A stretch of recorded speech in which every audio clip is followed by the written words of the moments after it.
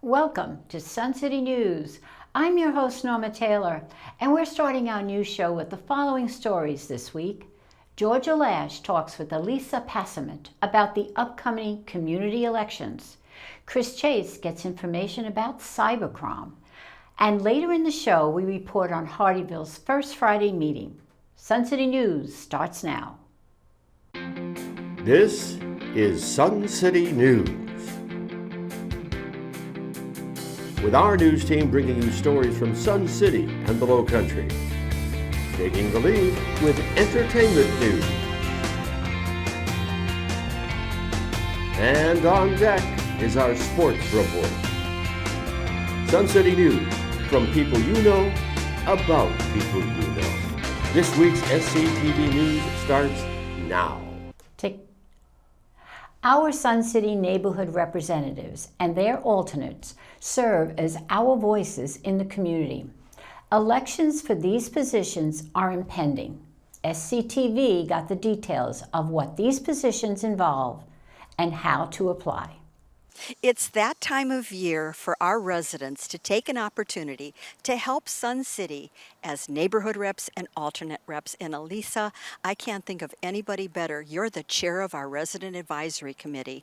So please help us understand what are the responsibilities of a neighborhood rep and an alternate neighborhood rep.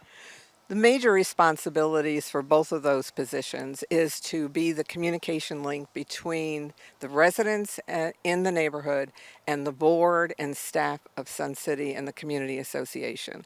It is very important to have that formal link because while, yes, we can have chats with the board and go to board meetings and that sort of thing, it is not a constant, first of all, and it is not in an official capacity.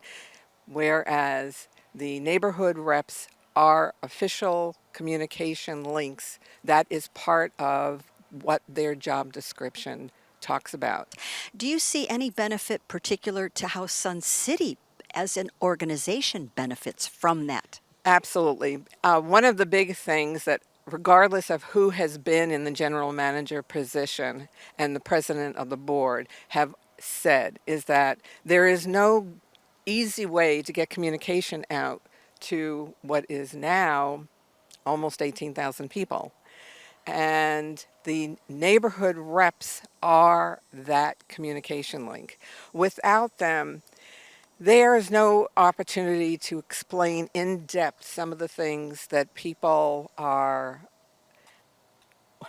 want to know about and things that the board and the GM want us to know about. Yes, they send things out through the emails, but you have to actually opt in to get those emails. Whereas with the neighborhoods, the listservs in each neighborhood is required, and anything that needs to be sent to all the residents is sent through that listserv. For someone who's contemplating this position, how much time could you generalize might be involved for them? It's maybe 7 hours a month. It's not a big commitment, and it's also not dictated, except for the NRC meetings. Everything else, it's up to the NR and their neighborhood how frequently they do things. Well, I think you've made this sound a lot more friendly for someone who might not be familiar with a position like this. So if they are interested, what is the application process, so to speak? So the applications are already available on the Sun City website. All they need to do is click on the elections link and it'll take them to the application. We will be having actual education sessions for anybody who is interested in being a neighborhood rep or an alternate rep on September 8th and 9th. And at that time, we will explain to people what it takes to be an NR, what they don't do, what they do, that kind of thing. And then their applications are due in October 7th. In this day and age, with our information being shared by so many, cybercrime is a real concern. Chris Chase went to the Computer Club to speak with Ted Steinhaus, a leading authority in cybercrime. Now, Ted, what exactly is your credentials? How'd you get started in this? Okay, so I started out 50 years ago. I joined the Marines in 1976. I spent 20 years on active duty, mostly IT. And then after I retired, for no better reason, I stuck around the Pentagon, in and around the Pentagon for about 17 years after that, and then moved up to Hartford with my wife. Actually, my wife moved us to Hartford, and so I worked as basically an independent consultant in the Medicare medical community for the last 15 years or so. I just retired last year, and I started working here in the computer club and teaching this class that we have called Safe and Secure Online to help people just protect themselves. What's going out there on the internet. So that's we need a lot of protection. Yeah. Now, I heard that you talk very down to earth, which is something we all need because we're not all cybercrime literate. Absolutely. So yes, absolutely. The class that we teach, that we conduct here, and I come out and I give presentations throughout the community. Non-technical or not, and just be careful. So first and foremost, people in our generation, we were brought up in civics, that class in high school.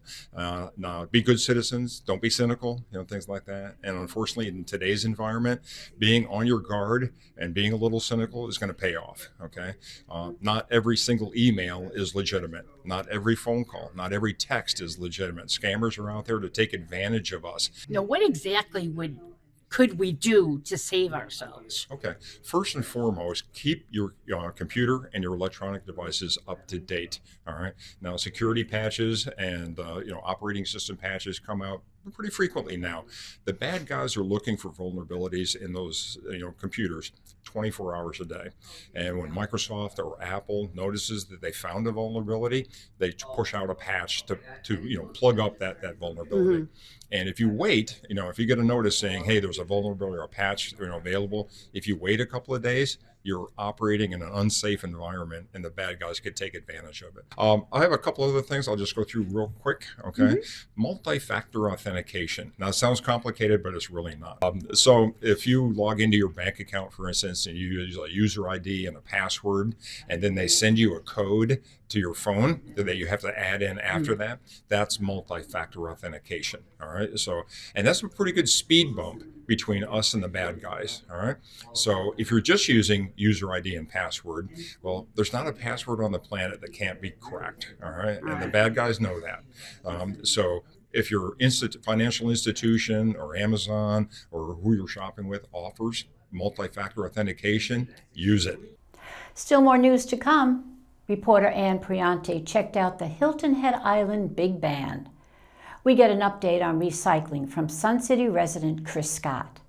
And Kathy Salkowitz gets an interview with the Sun City Chorus and Orchestra.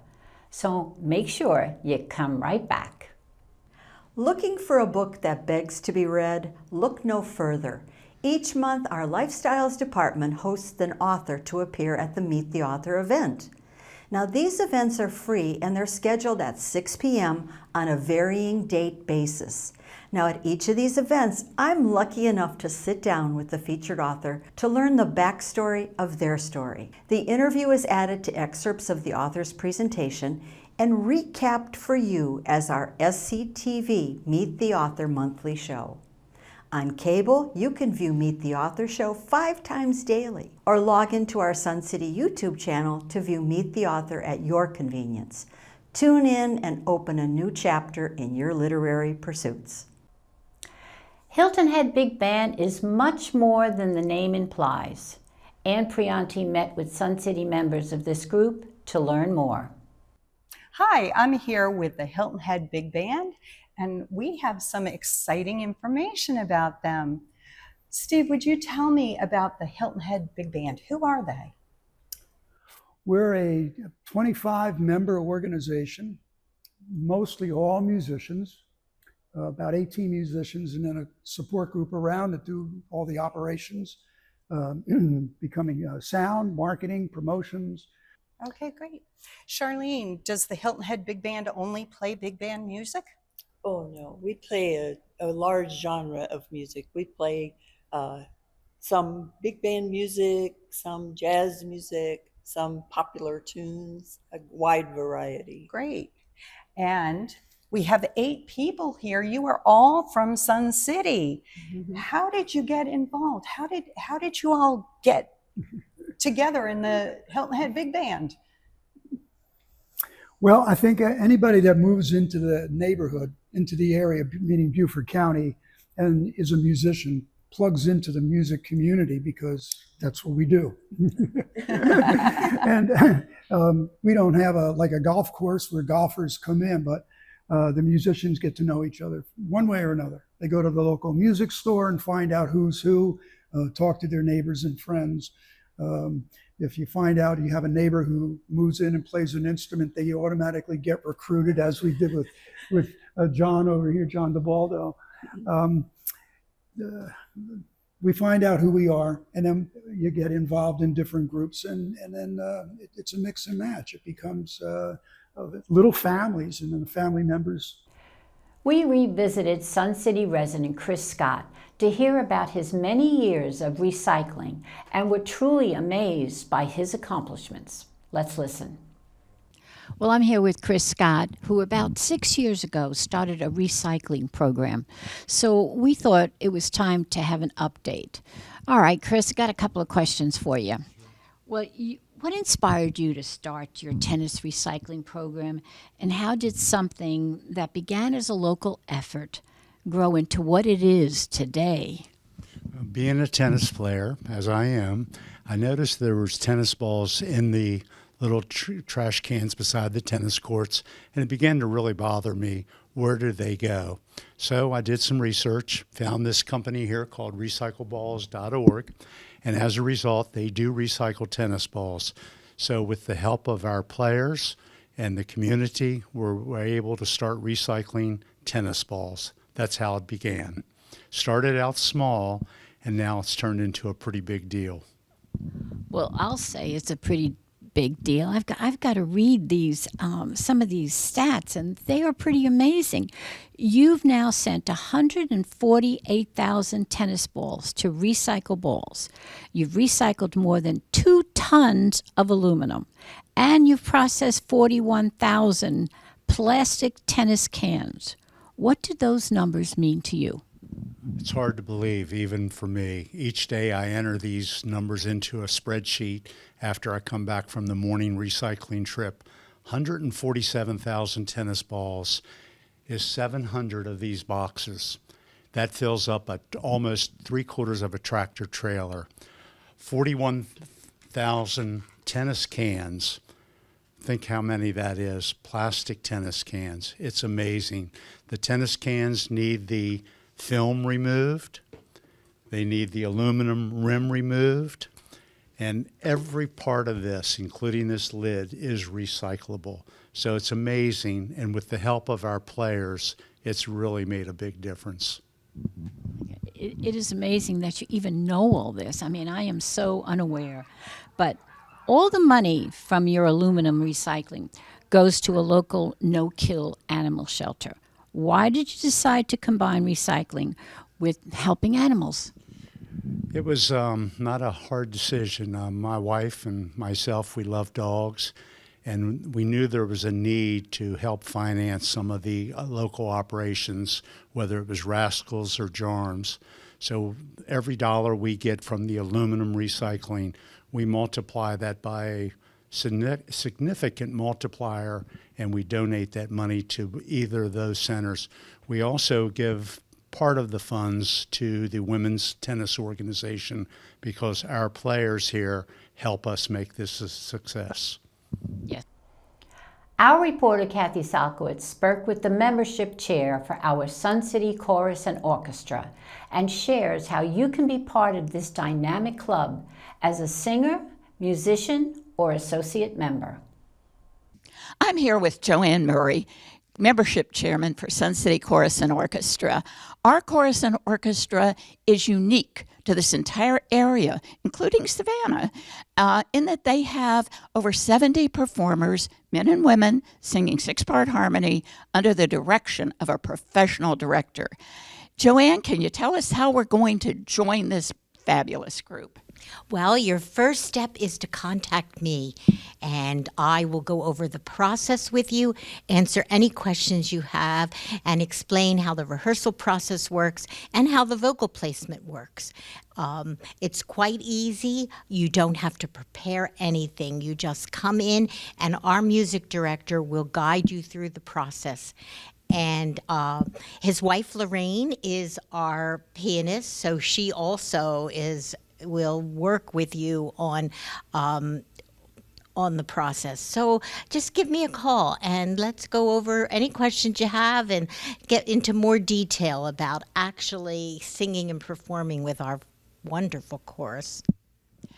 What if I don't sing, but I would like to be part of this fabulous organization? I hear that, there's tremendous camaraderie and love between all of the members. What if I want to be part of that? What would I do? Are there things for those people? Again, you would contact me. There will be no vocal placement required, and I will just find out what your interests are, what your talents are as far as ticket sales, ushering, working backstage, working with our costumer, many, many tasks. As they say, it takes a village. And to put on this incredible concert, there are so many tasks to be done by all of our associate members, and it's very easy. I'll just sign you up and get you in touch with the right person as to what your skill is.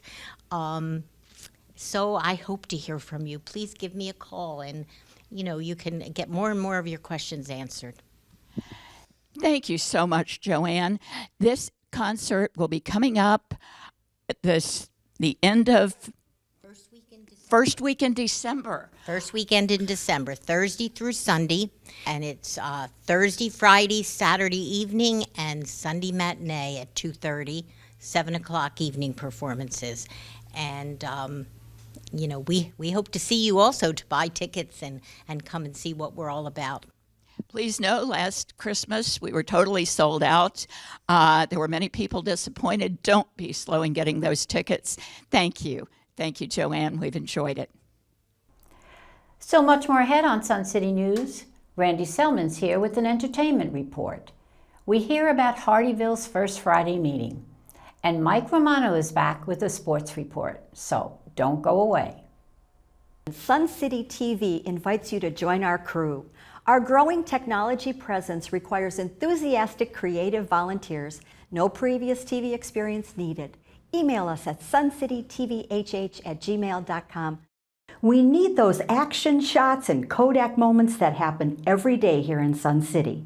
Think about when you're out on the courses, the courts, or the field, putting that phone to good use and snapping those shots of your favorite athletes. Hold your camera for a landscape, not portrait orientation. Send your photos and videos with a brief description of the event details and identify persons when possible. Email them to suncitytvhh@gmail.com and watch for your first TV photo credit. Randy Selman standing by with entertainment news. Raindrops keep falling on my head. Yes, there's been a lot of raindrops lately, but it does seem to cool off the hot, hot weather. Each week, I give Sun City residents a rundown on all the entertainment venues offered here for you at Sun City and beyond. So now I'm going to let you know how you can give back by being part of those who entertain. There are numerous clubs that bring enjoyment into the lives of those who participate. Just in the Music Guild alone, there are at least 8 different clubs you can join to either learn a new instrument or sing with a group. You've got to ring them bells along with the chimers. There they use handbells to create beautiful music. It's easy to learn and even more fun to meet with other chimers. Other instrumental organizations are the Mountain Strings, Sun City Strummers, and the Sun City Ukulele Band. The Mountain Strings use banjos, fiddles, mandolins, acoustic guitars, and other mountain musical instruments. These groups play for fun and local audiences. If you've ever played in a band and or love jazz, then the Sun City Jazz Band is for you. This band holds weekly jam sessions featuring jazz standards and interpretations of the American Songbook. Sometimes they feature a vocalist to join in. To join the band, you need to be able to read music and notations. Speaking about vocalists, beside the Sun City Chorus, there are 3 singing groups that are open to anyone who would like to sing. Speaking about vocalists, beside the Sun City Chorus, there are 3 singing groups that are open to anyone who would like to sing. The Sun City Harmonizers are an a cappella barbershop harmonizing chorus. They sing for clubs and special holidays, birthdays, and organizations. They also sing carols at Christmas time. Now, who doesn't love Christmas music? Les Cabarets is the newest group. This smaller chorus loves to sing Broadway-style tunes and also pop, country, and spirituals. If you love to sing and have a good time, this group is for you. These are just a few of the musical groups for you to join for some fun or just to be entertained. Refer to your Sun Stations magazine for more information about these and more musical clubs. So, even if raindrops are falling on your head, it'll never rain on your parade. I'm Randy Selman, and that's your entertainment report. Remember, life is entertaining, so don't miss the show. Reporter Martha Spiso attended Hardyville's first Friday meeting, where the speaker was Jim Iwanicki, the interim administrator for Jasper County. Okay, we'd like to welcome you, Jim Iwanicki. You got it. Yes, please tell our viewers a little bit about yourself and what led you to accept the role of interim administrator for Jasper County. So I was a county engineer in Michigan for 25 years. Had the opportunity to get rid of 840 inches of snow and moved down here in 2023. I worked 1.5 years at the town of Hilton Head as their traffic engineer, and had the opportunity to come to Jasper County about 1.5 years ago, and took that opportunity and as the engineering services director. And when council decided to move on from the current administrator, they asked me to step in his shoes until they get a permanent county administrator. So I'm keeping the wheels on the bus until a permanent one is hired. Thank you. It sounds like you've had a lot of experience, and I can tell you're not from these parts, but that's okay. Anyway, what are some of your top priorities during this time period? Again, top priorities is to make sure the county is doing what it's supposed to be doing, give direction to all the department heads, and to make sure that nothing is slipping through the cracks until we get our permanent county administrator for Jasper County. Yes, well, Jasper County is experiencing a lot of growth. And I know with all that growth, there comes opportunities as well as challenges. Can you express a little bit about the opportunity and the challenges you're experiencing? Yeah, so again, one of the big opportunities with growth is there's a chance to change what you do and how you do it. But again, that is also one of those things that is a challenge as you're making changes.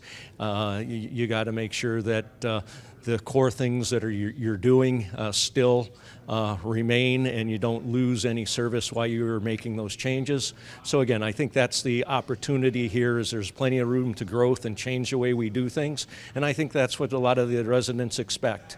They expect things to be done differently than they have in the past, and they're expecting things to be, I guess, modernized in the county.